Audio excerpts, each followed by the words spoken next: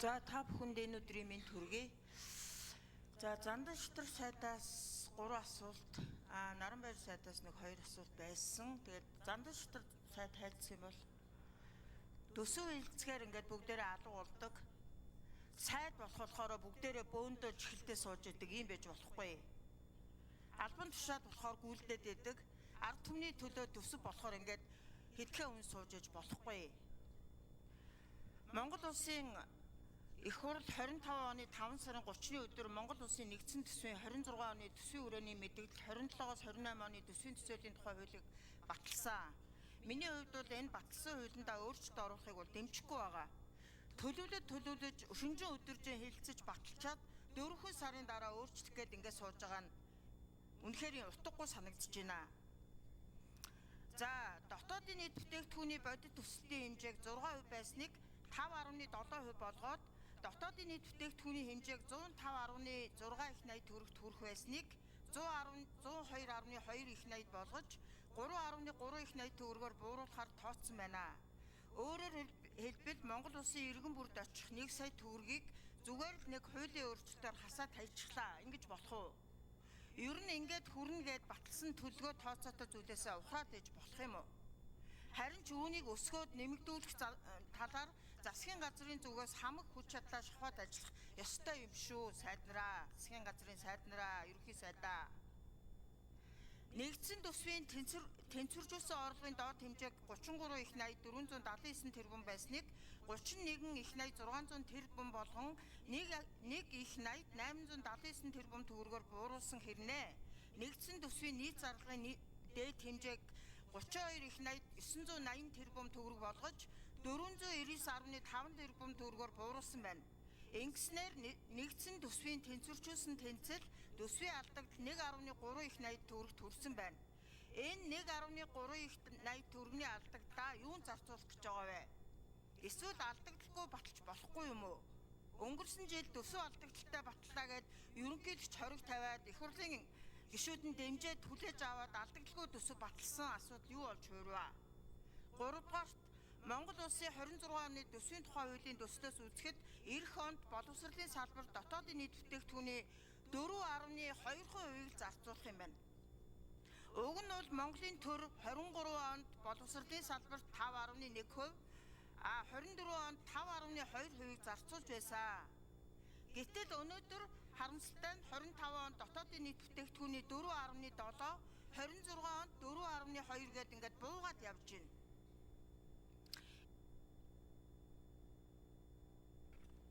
За мөгтөөг шүнд 1 минут нэмж өгье.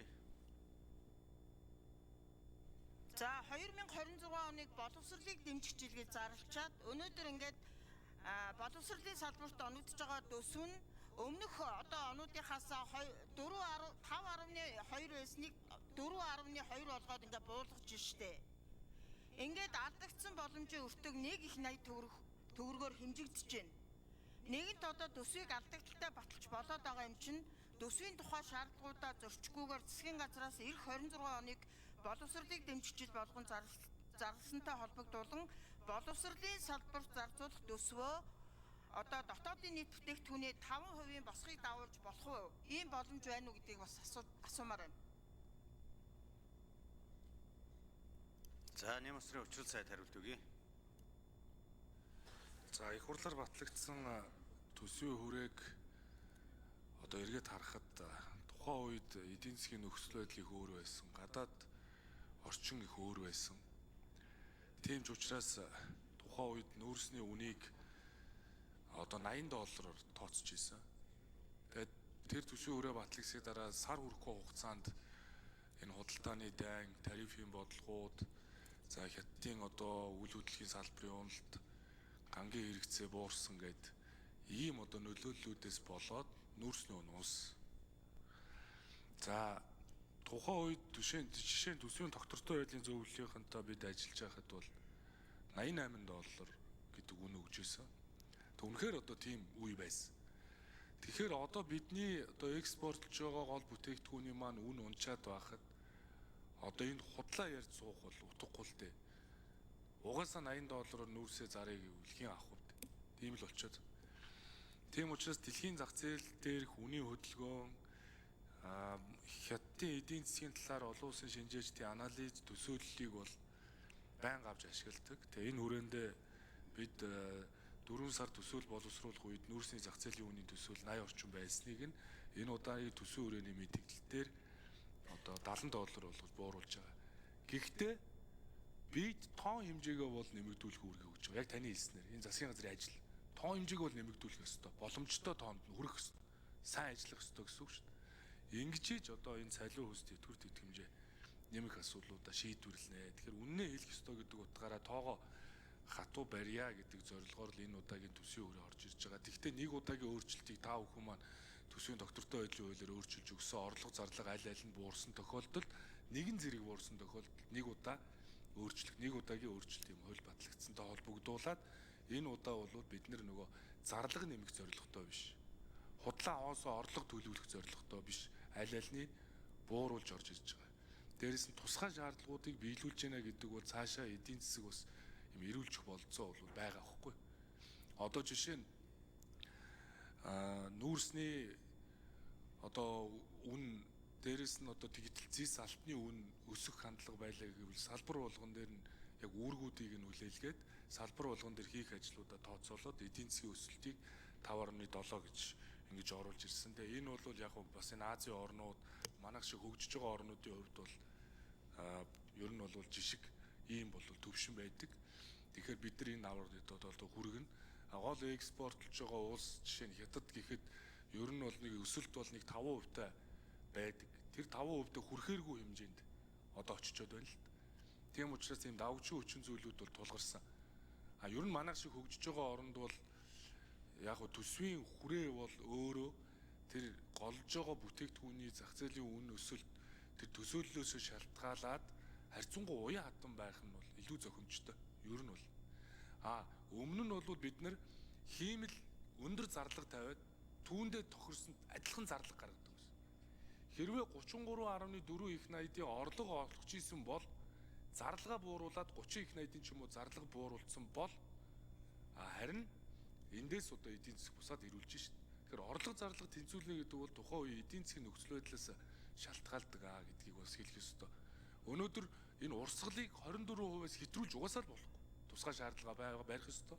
Гэтэл цалин хөлсөө нэмийгээ оруулаад 24% нь даваад явчихад байдаг. Нэг иймэрхүү л одоо хайчиндал байгаа шүү гэдгийг бас хэлье. За мөнхтэй гүшүүн тодруулжсоё. За Наранбайр сайд 8 сарын 19-ний өдөр багш нарын цалин 20% нэмнэ гэд амлалт өгсөн те. Өөрөө амаараа хэлсэн байгаа шүү дээ. За энэ 20% чинь хаана нэ хязгаар нэмэх вэ? Ер нь бол энэ боловсролын салбарын багш ажилчдын нийгмийн асуудлыг бид нар бол үргэлж хөндөж шаардаж яваа. Тэгээ энэ зөвхөн хэдэн багш нарын цалин нэмэх гээд байгаа асуудал биш л дээ. Энэ Монголын ирээдүйн төлөө хийх гэж байгаа хөрөнгө оруулалт юм аа. Хэдэн багш нарыг баяжуулаад хэдэн багш нарын цалин нэмэх гээд байна гэсэн буруу нийгэмд ийм буруу ойлголт яваад байна. Өнөөдөр сайн хүүхдүүд багшийн сургуулийг сонгохоо болсон. Алдаатай бичдэг, нэрээ бичиж чадахгүй юмнууд бараг багшийн сургуульд орж байгаа 400 оноогоор. Тэгээд ийм байж өнөөдөр гүйцэтгэлийн үнэлгээ гэж попрохоо одоо болоо. Гүйцэтгэлийн үнэлгээг чинь 98% нь эсэргүүцэж байгаа. Багш нарын тэр групп руу ороод хараарай. Гоё байна гэж хэлсэн нэг ч багш байхгүй байгаа шүү. Бити худлаа яриад байгаараа энэ танкин дотор. Ер нь бол үннийг ярих гэж байгаа бол бүгдээрээ За Наранбайр сайд хариулт өгье. За энэ Монгол улсын энчууны тунхаглал гээд бас энэ олон улсын баримт бичигт бас энэ зөвлөмж хэлбэрээр байдаг. Энэ элсэж орсон энэ дээр бас 20 дотоодын нийт бүтээгдэхүүнийхээ нэг 20% төсвийн зарлагын ингээд юунууд байдаг. Одоо нөгөө амлалтууд тий 7%. Тий. За төсвийн зарлагын 20% за уучлаарай. Тэгэхээр энэ амлалтыг бол биелүүлэхэд бол би бас тантай адилхан байр суурьтай байдаг. Адилхан.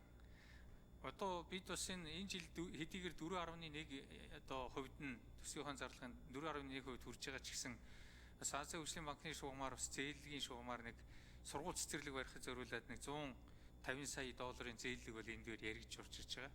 Гэхдээ энэ нөгөө бичлэлт дээр бол сангийн сайдын багцад орж байгаа. Боловсролын салбар дээр бичигдэхгүй. Тэгэхээр тийм тооны хувьд ингэж харагдаад байгааг хэл. Хоёрдугаар цалингийн асуудал байна. Түрүүнд би хэлсэн.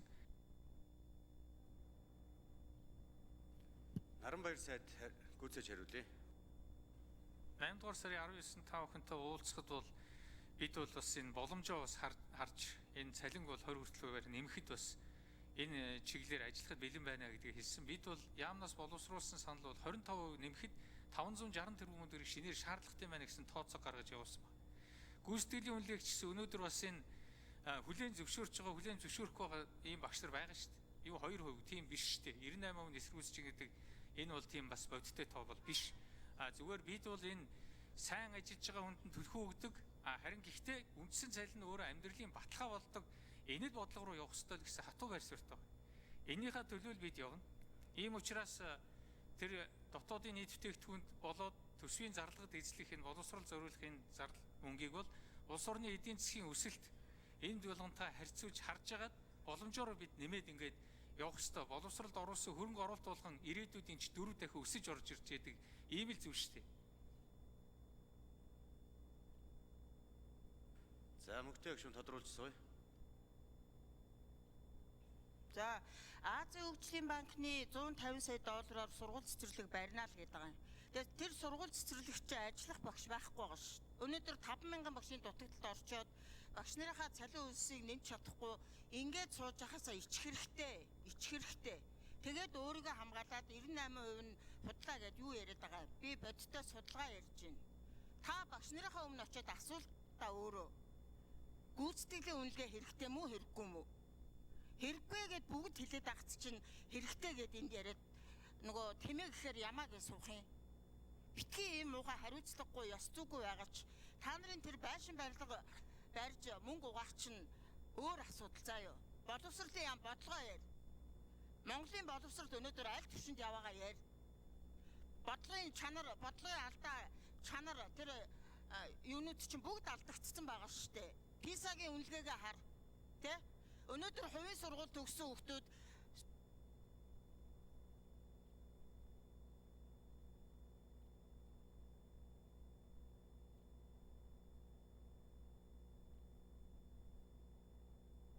За даваагийн зөвхөн төрөгшөө асуулт сууя.